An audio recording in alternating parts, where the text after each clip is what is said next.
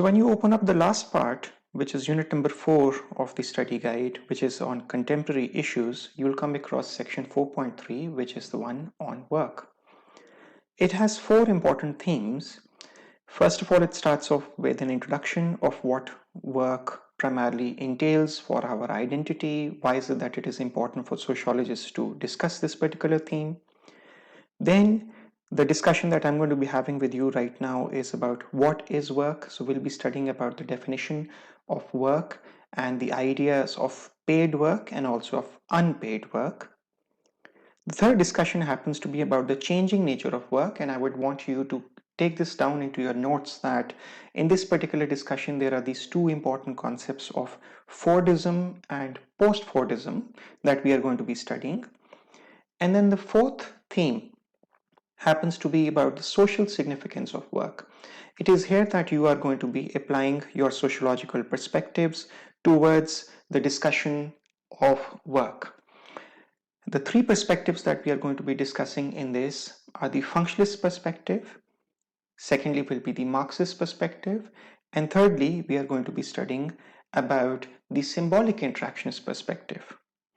But it is also possible that you may want to involve the feminist view of work in this discussion as well. How that's going to be happening is something that you're going to understand and realize as this chapter unfolds. So let me start off first of all with the idea of what is work.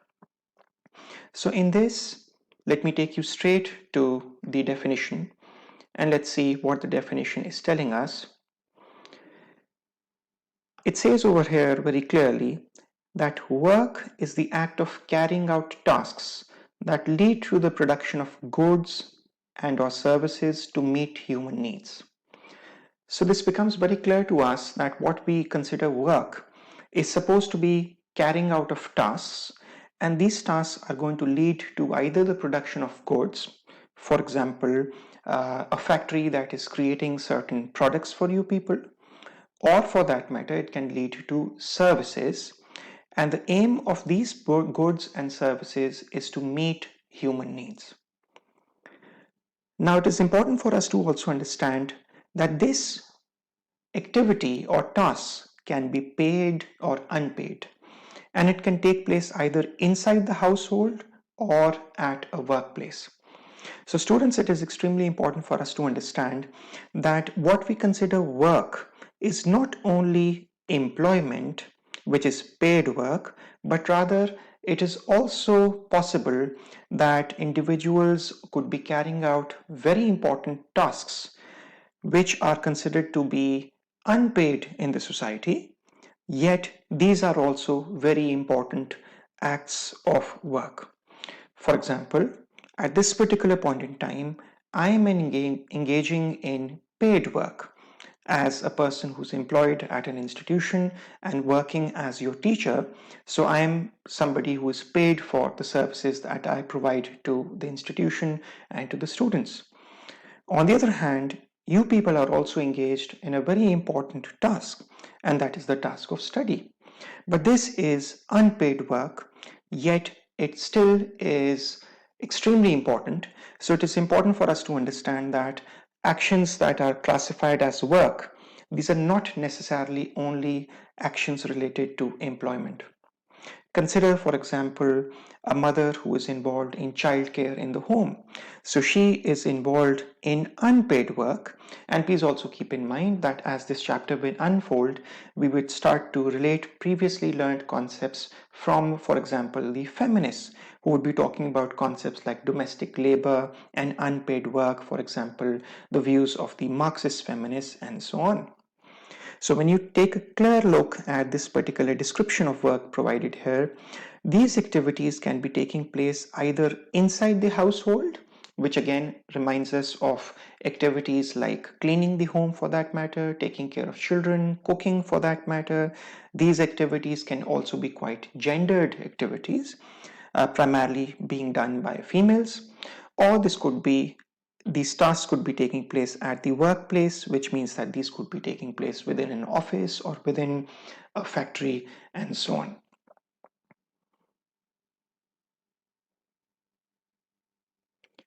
So now students, let's go into a bit of more detail about the different types of paid work. It will be important for us to understand that there are two main types of paid work in the context of what is called a formal economy and secondly, the informal economy. You need to be very clear about the main differences between the formal and informal economy, and this is also an important theme from your exam point of view. So let's quickly go on to a helpful chart which is provided to us in page 128, and this outlines the features of work which takes place within the formal economy in contrast or in comparison to the features of work which takes place within the informal economy. So let's quickly take a look at the important features of work within the formal economy. The first feature clearly tells us that within the formal economy, there is a formal contract of employment. So this means that, for example, when an individual joins a bank to serve as an accountant over there, this would be a part of the formal economy, and this individual would be getting a formal contract of employment. On the other hand, within the informal economy, there is no formal contract of employment. So imagine that there is this one individual who is now being employed at a kind of workshop, the type of which is quite common in the third world countries. This individual would not be getting a formal contract of employment in most cases. The second feature is that there are specific job responsibilities. So we understand that when employees within the formal economy, they are employed for any particular position, there is a certain set of job responsibilities that they are going to be held accountable for performing. But on the other hand, within the informal economy, there are no specific job responsibilities. You must do whatever is needed. So if we take a look at the previous example which I shared with you, this individual who is now a part of working in this workshop would also be perhaps doing other things which are at times important for the tasks in the workshop, for example, being able to bring food for the other employees if it is required at the time of lunch. The third feature is that there is a regular and secure salary within work that is done within the formal economy. On the other hand, it is quite possible that within the informal economy, the pay is irregular and insecure. The fourth important factor over here is that the number of working hours per day is always the same. Now, please keep in mind that these are very generic features which are provided to us of the formal economy versus the informal economy. So, whereas it is possible that at times, because of various scenarios or various deadlines, the number of working hours per day within the formal economy might change a bit. But generally speaking, you can always say that as per the contract of employment, the number of working hours would be quite the same. For example, we generally talk about a 9 to 5 job within the banking sector, which is a part of the formal economy. On the other hand, within the informal economy, the number of working hours per day changes all the time.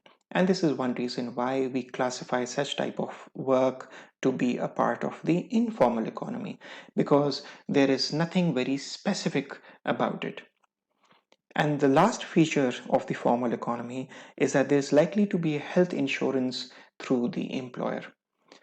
On the other hand, within the informal economy, there is no health insurance. So, if we go back to the example of the person who is now serving in a workshop, this person could be exposed to different types of risks. For example, the risk of working in a workshop with engines for that matter, or with various types of tools which are not very safe to use, but there would not be any health insurance which this individual would be offered.